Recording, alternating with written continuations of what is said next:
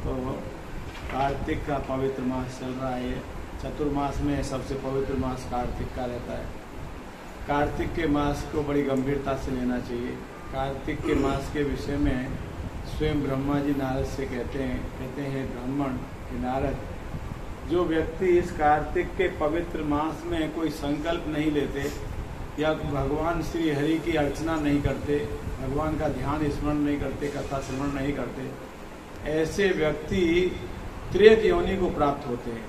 ओम नमो भगवते वासुदेवाय। ओम नमो भगवते वासुदेवाय।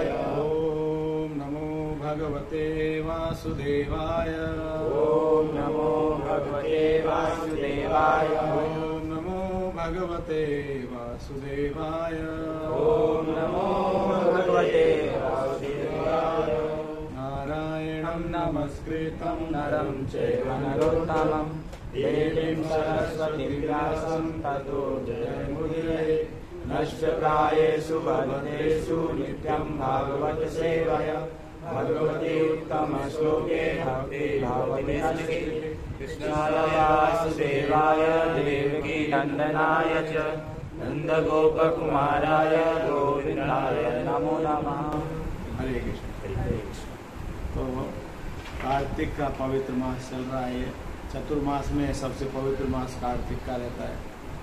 कार्तिक के मास को बड़ी गंभीरता से लेना चाहिए।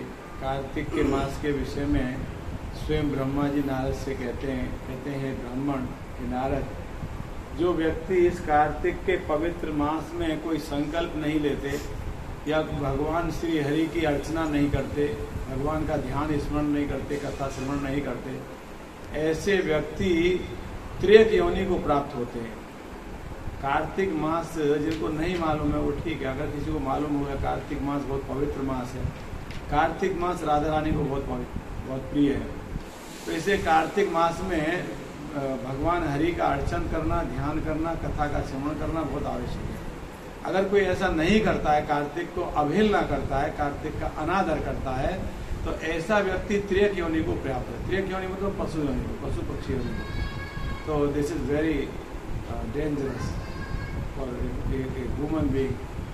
व्यक्ति को ये जो मानव शरीर मिला है, इसका एम ही है भगवान की भक्ति करना। This is the only the purpose of this human body.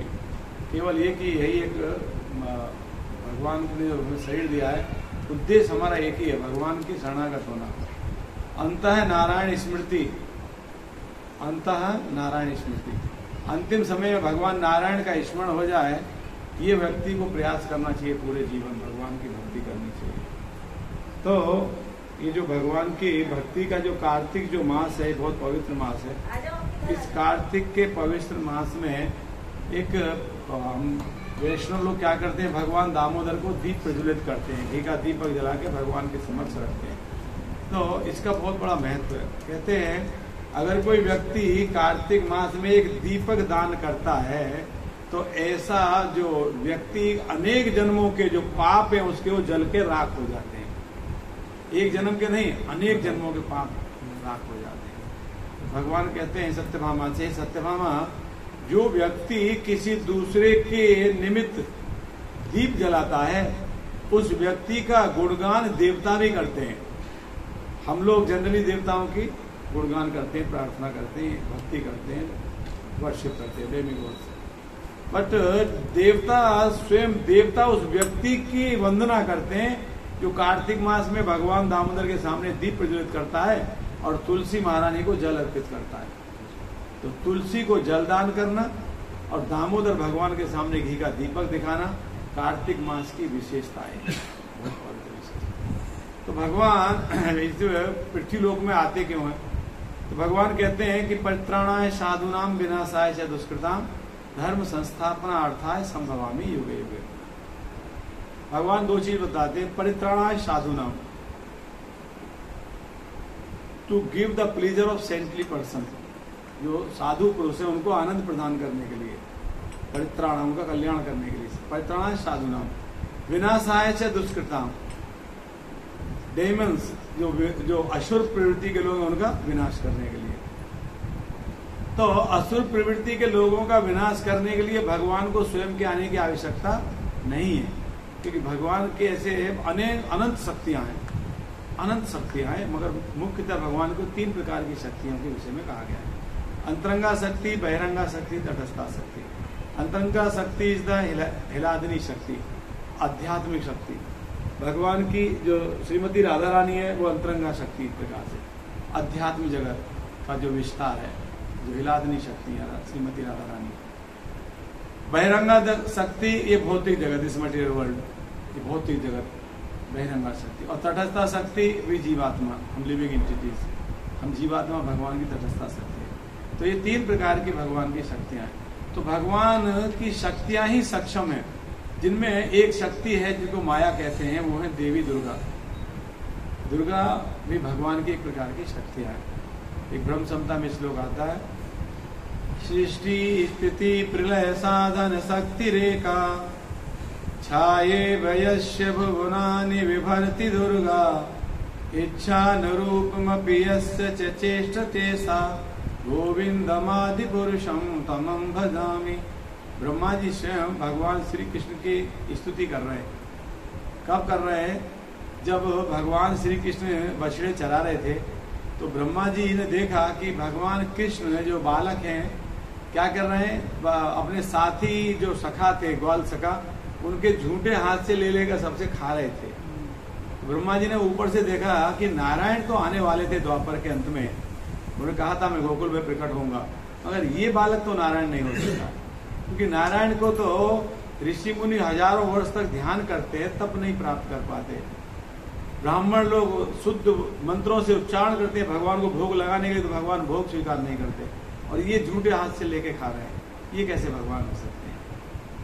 तो फिर ब्रह्मा जी ने कहा मैं देखता हूँ सही में भगवान है कि नहीं। तो ब्रह्मा जी ने क्या किया, जितने बछड़े चल रहे थे सबको ले जाके गुफा में ले जाके सुला दिया। सब सुप्त अवस्था में बछड़े सब सो गए, हजारों हजार बछड़े थे। ब्रह्मा जी सबको ले जाके गुफा में सुला दिया।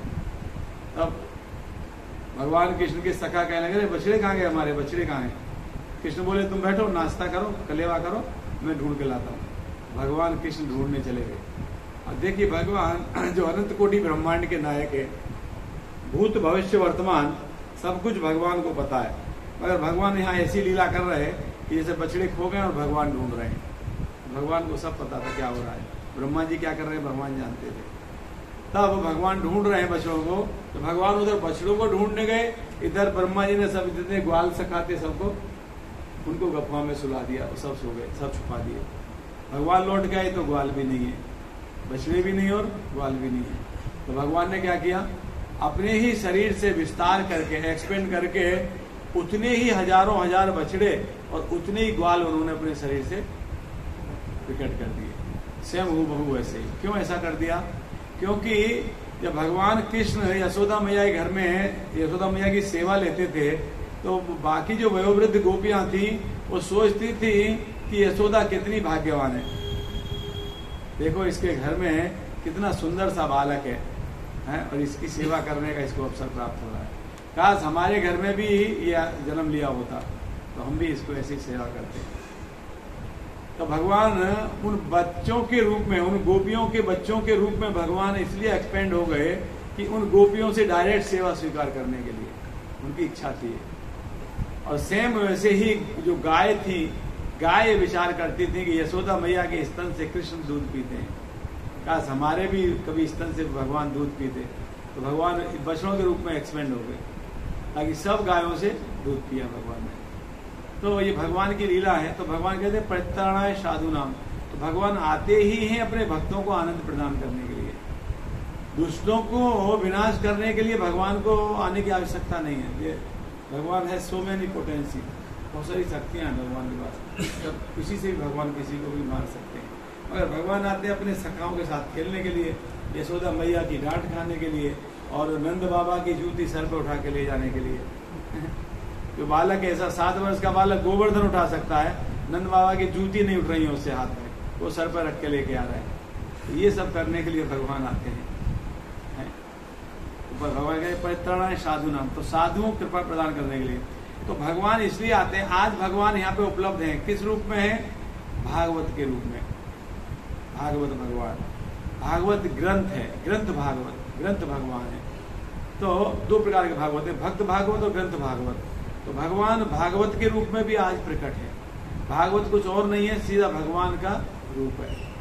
अगर कोई व्यक्ति, हम कभी थोड़ी देर पहले गा रहे थे ना प्रणाम मद में, नित्यम भागवत सेवया भगवती उत्तम श्लोक है भक्तिर भवती नश्यके। तो अगर कोई नित्यम भागवत सेवया, अगर कोई नित्य भागवत का सेवन करता है, भागवत का अध्ययन करता है, भागवत की सेवा करता है नित्य रोजाना, तो भगवती उत्तम श्लोक है। इस भागवत के जो उत्तम श्लोक है वो भक्तिर भवती अनष्ट के, तो उसके अंदर ऐसी भक्ति उत्पन्न होती है जो कभी नष्ट नहीं हो सकती। भागवत का श्रवण करने मात्र से, भागवत का अध्ययन करने मात्र से।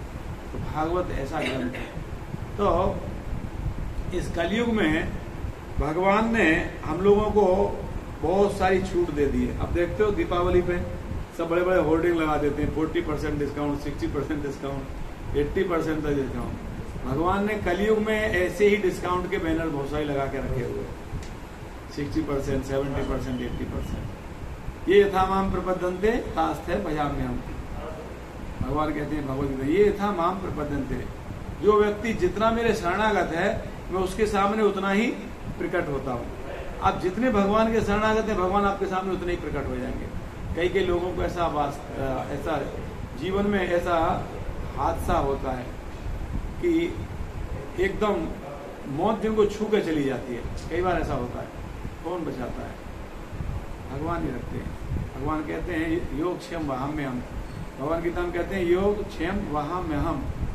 कहते हैं कि जो मेरा जो भक्त है उसके पास जो कुछ भी है उसकी रक्षा मैं करता हूँ, और जो नहीं है मैं उसको लाके भी देता हूँ, जो नहीं है उसको लाके देता हूँ, है उसकी रक्षा करता हूँ। तो परम भगवान भक्तों को आनंद प्रदान करने के लिए आते हैं, और भागवत के रूप में आज ही भगवान यहाँ पे उपलब्ध हैं।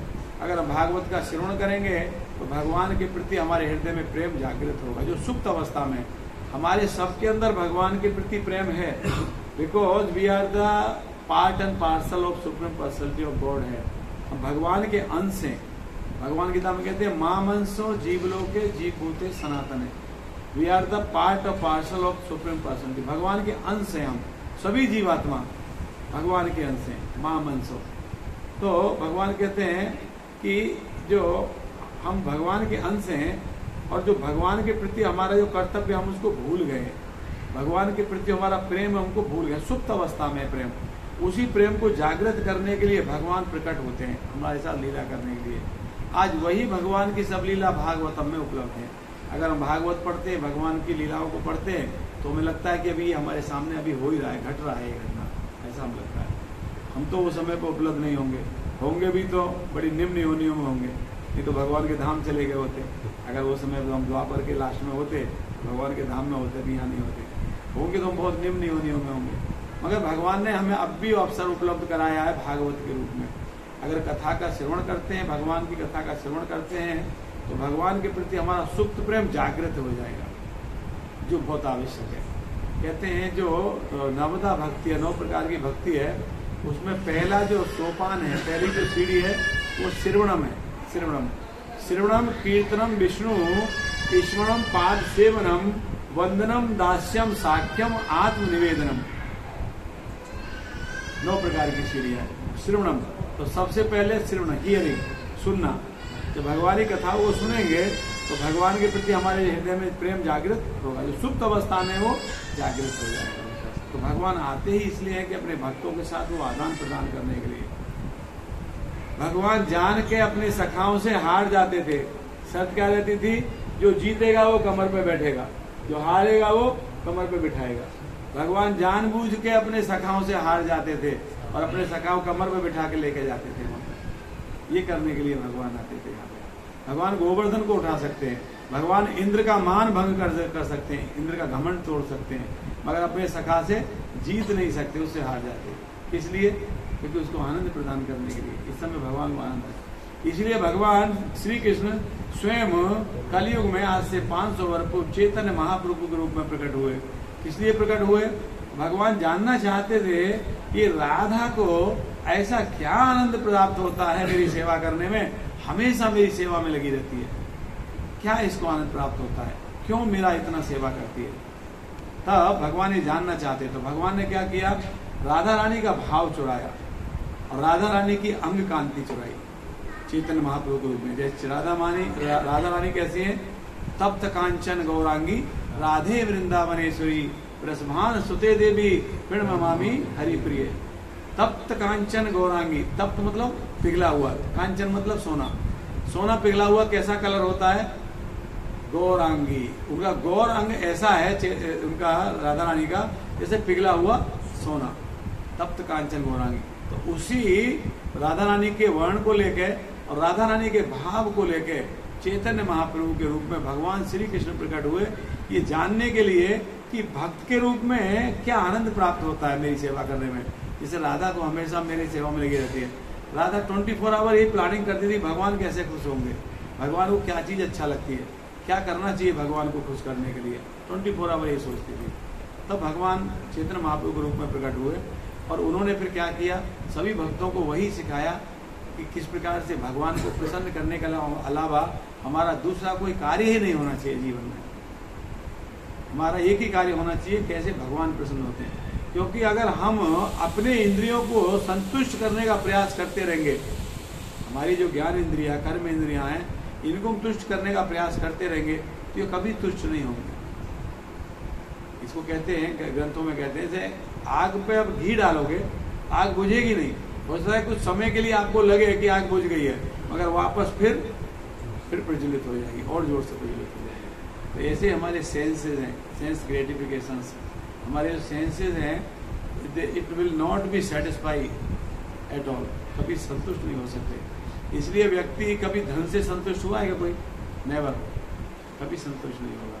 कोई चीज ऐसी नहीं है व्यक्ति जो चाहता हो, जिसके लिए हैंकरी करता है, मुझे चाहिए, ये तृष्णा करता है, और मिलने के बाद वो संतुष्ट होगा। वो मिलने के बाद में क्या होगा, लस्ट, लालच, लोभ, और चाहिए और चाहिए, संतुष्ट नहीं होगा।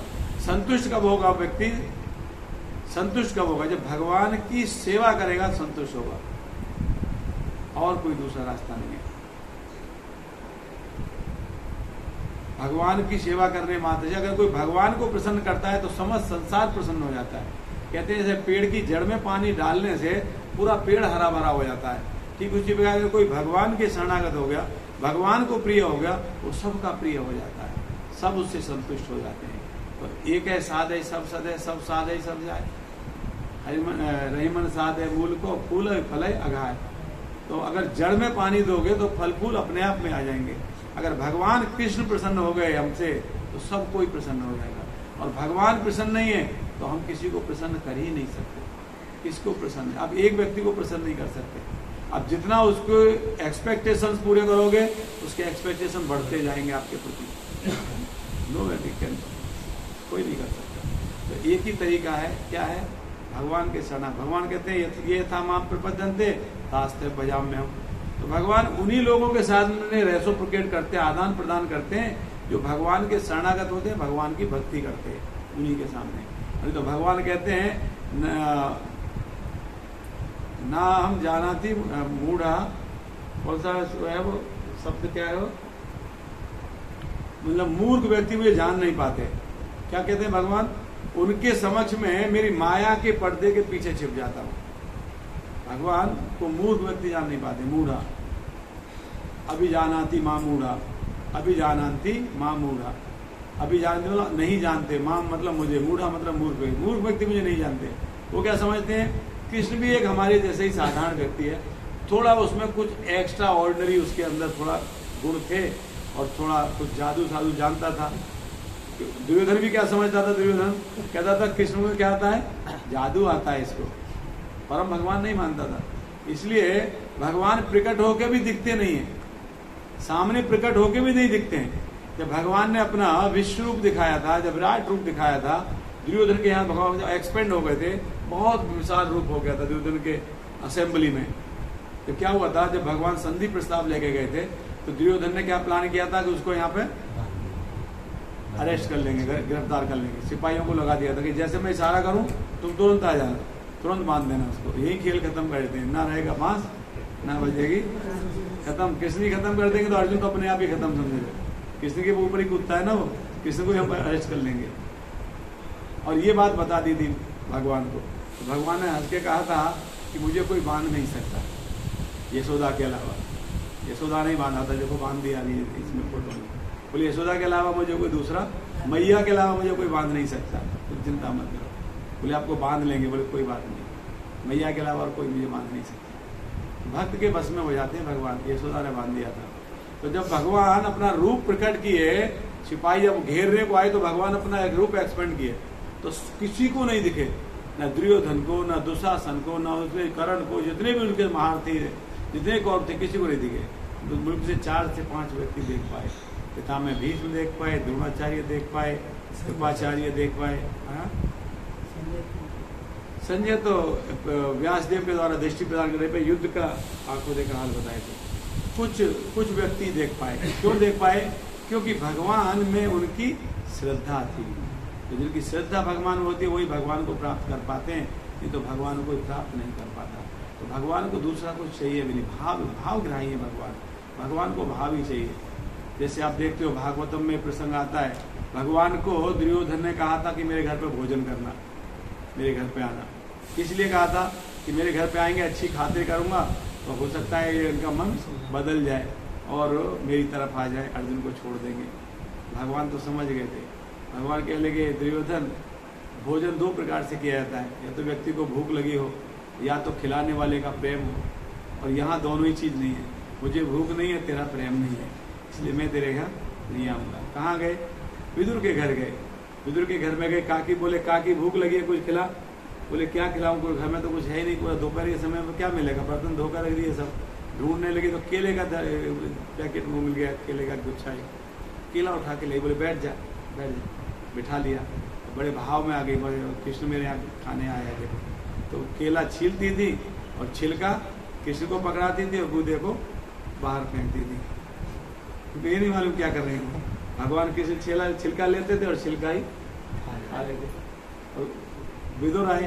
विदुर देखे बाहर इतना सारा केले का गूदा पड़ा हुआ है, तो ये क्या हो रहा है। अंदर जाके देखे तो कृष्ण बैठे एक छिलका खा रहे हैं और वो विदुरानी जो है गूदे बाहर फेंक रही है। कृष्ण बोले, बोलो मत, बताओ मत इसको। ये भावग्राही है भगवान। तो ऐसे भगवान, परम भगवान हमारे घर में आते हैं। किस रूप में? विग्रह के रूप में आते हैं। विग्रह के रूप में भगवान विग्रह के रूप में आते हैं। कोई कह सकता है ये तो पीतल है, ये तो कुछ नहीं है। नहीं, अब भगवान को यहाँ भोग लगाते हो, वैकुंठ भगवान भोग स्वीकार करते हैं। आज हमारे घर पर हम देखते हैं, पहले अभी तो नहीं है प्रचलन, तो मोबाइल में मैसेज चल गए हैं। पहले पत्र जाया करते थे, लेटर बॉक्स हुआ करता था। आपको लेटर कहीं भेजना है, विदेशी भेजना है, तो just you drop the letter in the letter box, but it must be authorised. Post office के द्वारा अगर ऑथराइज लेटर बॉक्स है, अगर आप उनने उसमें लेटर डाल दिया तो आपका लेटर अमेरिका जाना है, इंग्लैंड जाना है, पहुंच जाएगा। मगर कंडीशन क्या होनी चाहिए?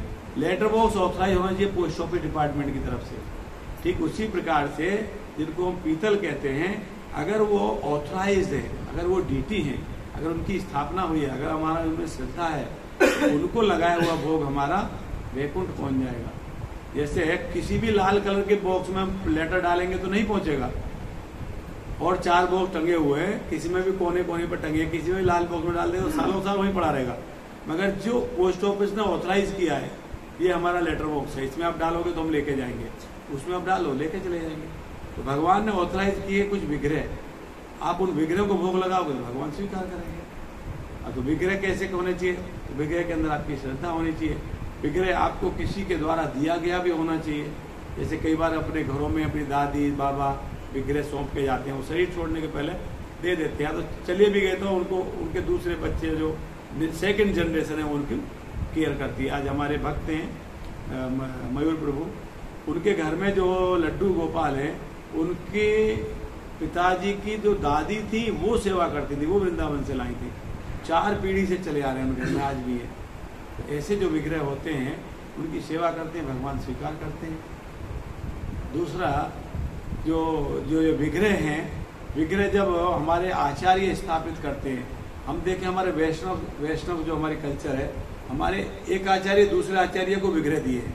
चैतन्य महाप्रभु ने बहुत सारे अपने गोस्वामियों को विग्रह स्वयं दिए, तुम इसकी सेवा करो, तुम इसकी सेवा करो। तुम अब वृंदावन जाओगे, इस्कॉन के गोस्वामियों के 7 मंदिर है मुख्य हमारे। ऐसे तो वृंदावन में हजारों मंदिर है, मगर इस्कॉन के गोस्वामियों के 7 मंदिरों ने उनकी विग्रहों की पूजा की थी। वो जो विग्रह हैं वो साक्षात भगवान है, भगवान साक्षात है। कई बार ऐसी लीला हुई है, भगवान स्वयं उनके पास चल के आ गए, है ना। वो छोटे वाले भगवान क्या नाम है वो? राधा रमन है ना। राधा दामोदर में तो प्रभुपाद जी रहते थे। राधा रमन हाँ, छोटे बहुत छोटे से भगवान है। तो हाँ, तो उन्होंने ऐसे कहा, वो जो आचार्य थे राधा वल्लभ ने, राधा रमन ये उन आचार्य ने कहा कि सबके पास में विग्रह हैं, उनके पास शालिग्राम थी, शिला थी खाली। हाँ, भट्ट गोस्वामी। तो उन्होंने कहा कि सबके पास विग्रह हैं, अगर मेरे पास भी विग्रह होते तो मैं भी उनको ड्रेस पहनाया करता। रात को ऐसा विचार करके सोए थे, सुबह उठ के देख रहे तो उनके जो शालिग्राम शिला थी ना, वो दीटी के रूप में खड़ी थी, ऐसे हाथ करके, हाँ हाथ करके ऐसे बांसुरी के नहीं दीटी के रूप में परिवर्तित हो गए।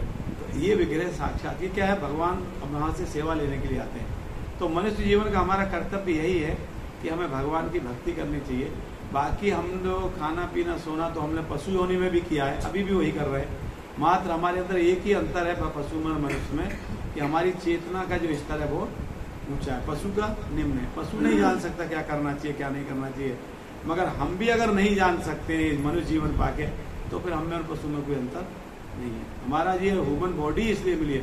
भगवान भागवतम के 11वें स्कंद में उद्धव से कहते हैं, उद्धव ये जो मनुष्य जीवन है ये बहुत रेयर है, इट इज वेरी रेयर।